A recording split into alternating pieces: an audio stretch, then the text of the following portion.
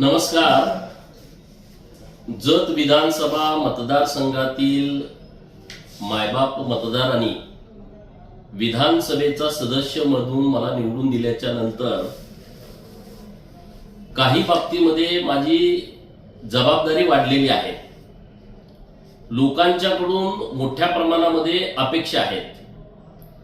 मी विधानसभेचा सदस्य होण्यापूर्वी जेव्हा मी विधान परिषदेचा सदस्य होतो तेव्हा संक अप्पर तहसीलदार जे आहे यातून काही गावं उंदी अप्पर तहसीलदार यांच्याकडे वर्ग करून नव्याने उंदी अप्पर तहसीलदार कार्यालयाला मंजुरी मिळावी यासाठी मी मागणी तत्कालीन सरकारकडे केली होती.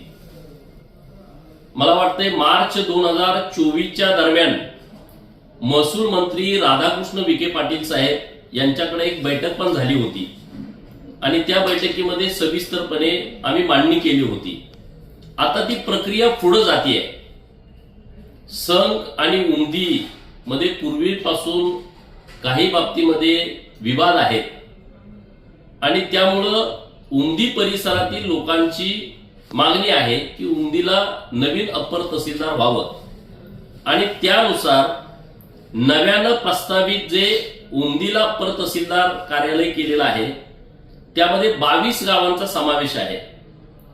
त्यामध्ये उंदी, विठ्ठलवाडी, उटगी, लमाणतांडा, उटगी, निगडी बुद्रुक, सुसलाद, सोनलगी, बुर्गी खुर्द, अक्कळवाडी, माणिकनार, बुर्गी बुद्रुक, बालगाव, हळली, करजगी, वेळोंडगी, जाडरबोबला, सोन्याळ, लकडेवाडी, गिरगाव, लवंगा, गुलगुजनार, जालिहाळ, बुद्रुक अशी 22 गावं उंदी अप्पर तहसील मध्ये येत आहेत, प्रस्तावित केलेली आहेत. उंदी अप्पर तहसील कार्यालय निर्माण झाल्याच्या नंतर अप्पर तहसील कार्यालय संक यामध्ये राहणारी गावं 29 आहेत. त्यामध्ये संक, गोंधळेवाडी, खंडनाळ, दरीबडची, लमाणतांडा, दरीबडची, आसंगी तुर्क, कागनरी, मोटेवाडी आसंगी, धुळकरवाडी, अंकलगी, कुलाळवाडी, सिद्धनाथ, जालियाळ खुर्द, पांढरेवाडी, तिकोंडी, पांडोजरी, पारधेवस्ती, करेवाडी तिकोंडी, कोणतेव बोबलाद, करेवाडी कोणतेव बोबलाद, मोटेवाडी कोणतेव बोबलाद, कोनबग्गी, मोरबग्गी, भिवरगी, माडग्याळ, फसपेट, गुड्डापूर, आसंगी, जत आणि तिल्ल्या असे 29 गावांचा समावेश आहे. माझा स्वभाव कोणावरती अन्याय करण्याचा नाही. सर्व घटकांना न्याय देण्याच्या दृष्टिकोनातून हा आमचा प्रयत्न आहे. लोकांनी कोणत्याही अफवांवरती विश्वास ठेवू नये. आम्ही जे करेल ते योग्यच करेल.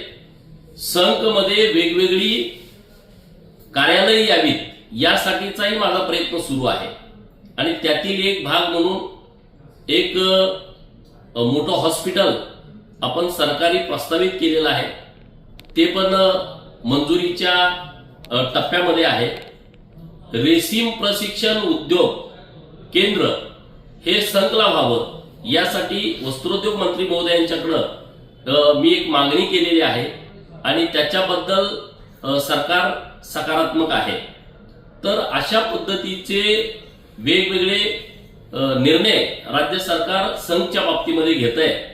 तर सर्व विभागातील जनतेला याविषयीची सविस्तर माहिती असावी यासाठी आपल्याशी आज आम्ही बोलतोय.